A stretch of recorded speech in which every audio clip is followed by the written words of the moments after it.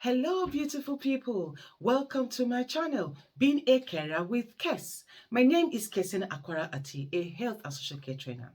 All you beautiful, amazing people who have been liking and sharing, thank you so much. And for those of you who are just joining this channel for the first time, hey, what are you waiting for? Click on that like button, subscribe, share, and of course, click on that notification bell. So whenever I upload a new video, you will be the first to know. Okay? So let's get down to today's topic. This video is not intended to be a long video, rather a short video. Okay, and the title of this video is Be Warned. If you want to leave, what you must know, rather, if you want to work and live in the UK. So what do we need to know if we want to live and work in the UK? You need to know about the DBS. What does that stand for? It simply means Disclosing and Barring Service. It's a non-departmental body attached to the Home Office. What does it do?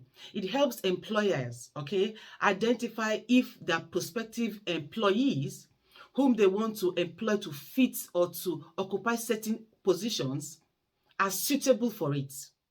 They do that by identifying if they have any convictions, spent or unspent, any cautions, any final warnings or reprimands. Now, if that is the case, that will affect the person's suitability for that office. Now, in case you did not know, in the UK, if you wanted to fill in any form, there's always a part of it where you are asked if you have any convictions, spent or unspent, cautions or reprimands.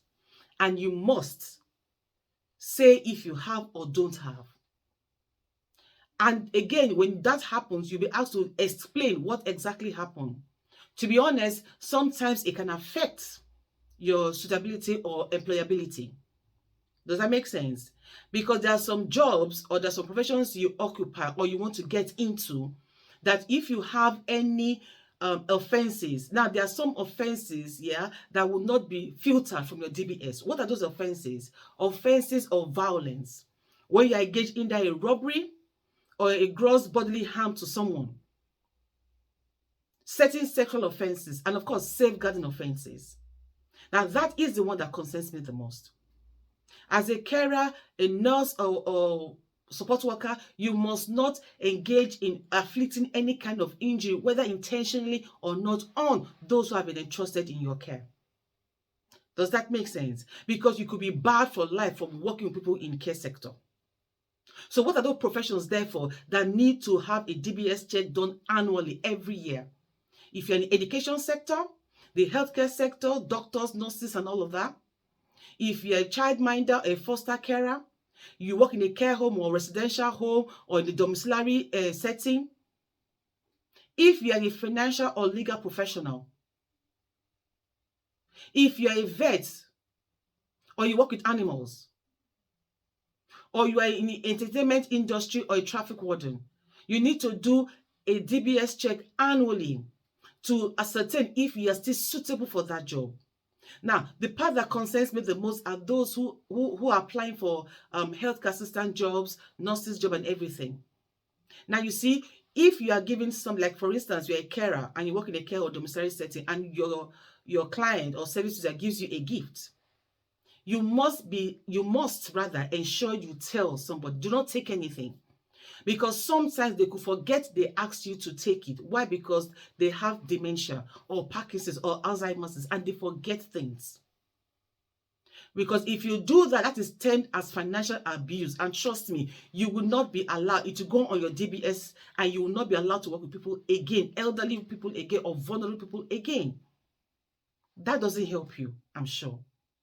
And besides, when you want to apply for your indefinite leave, if you are here on a sponsorship visa, what do you think will happen? So my advice is keep your DBS as clean as you possibly can. And of course, do not be caught driving under the influence of alcohol, because that goes on your DBS as well. I hope this information is helpful to somebody out there. If you're a doctor or a nurse and you manhandle or you do something terrible to your clients, abuse the trust, the patient, doctor or midwife or nurse confidentiality. Trust me, people, your PIN can be taken from you. which means you can no longer work in that capacity. So anything that happens, please don't take the law into your hands. Go and report it. Because there's no point losing your source of livelihood because of an incident that you could have just walked off on. There is no point. Because even if you cause them physical injuries, even if you were in the right, in the eyes of the law, you are wrong. Why? Because you have been affected by that offenses of violence. You have caused bodily harm to somebody else. I hope that makes sense. And again, if you are a carer, you steal from people, you pick things that are not yours, you think nobody's watching, trust me. Like I said in my sequel, my first spoiler alert, some homes have cameras. They will be watching you. So be self-sufficient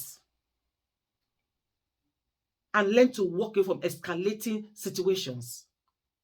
It's not worth it. Yeah? Be blessed and take good care of yourselves. Bye.